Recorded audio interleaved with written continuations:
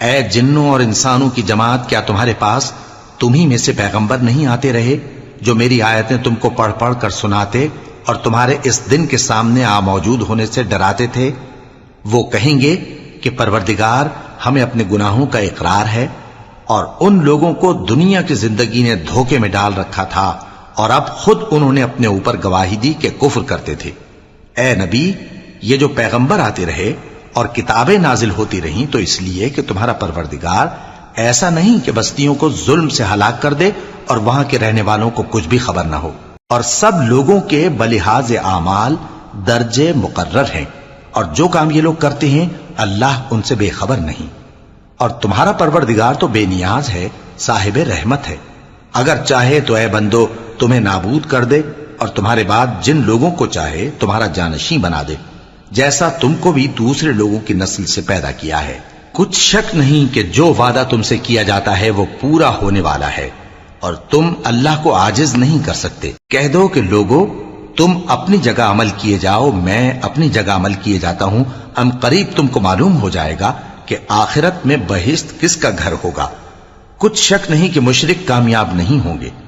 اور یہ لوگ اللہ ہی کی پیدا کی ہوئی چیزوں یعنی کھیتی اور مویشیوں میں اللہ کا بھی ایک حصہ مقرر کرتے ہیں، اور اپنے خیال باطل سے کہتے ہیں کہ یہ حصہ تو اللہ کا اور یہ ہمارے شریکوں یعنی بتوں کا۔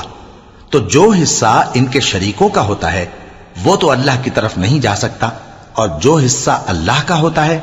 وہ ان کے شریکوں کی طرف جا سکتا ہے۔ کیا برا حکم لگاتے ہیں؟ اسی طرح بہت سے مشرکوں کو ان کے شریکوں یعنی شیطانوں نے ان کے بچوں کو جان سے مار ڈالنا اچھا کر دکھایا ہے، تاکہ انہیں ہلاکت میں ڈال دیں اور ان کے دین کو ان پر خلط ملط کر دیں، اور اگر اللہ چاہتا تو وہ ایسا نہ کرتے۔ سو ان کو چھوڑ دو کہ وہ جانے اور ان کا جھوٹ، اور اپنے خیال سے یہ بھی کہتے ہیں کہ یہ مویشی اور کھیتی منع ہے، اسے اس شخص کے سوا جسے ہم چاہیں کوئی نہ کھائے، اور بعض مویشی ایسے ہیں کہ ان کی پیٹھ پر چڑھنا منع کر دیا گیا ہے، اور بعض مویشی ایسے ہیں جن پر ذبح کرتے وقت اللہ کا نام نہیں لیتے۔ یہ سب اللہ پر جھوٹ ہے، وہ ان قریب ان کو ان کے جھوٹ کا بدلہ دے گا۔ اور یہ بھی کہتے ہیں کہ جو بچہ ان مویشیوں کے پیٹ میں ہے وہ صرف ہمارے مردوں کے لیے ہے اور ہماری عورتوں کو اس کا کھانا حرام ہے، اور اگر وہ بچہ مرا ہوا ہو تو سب اس میں شریک ہیں، یعنی اسے مرد اور عورتیں سب کھائیں۔ ان قریب اللہ انہیں ان کی اس تجویز پر سزا دے گا،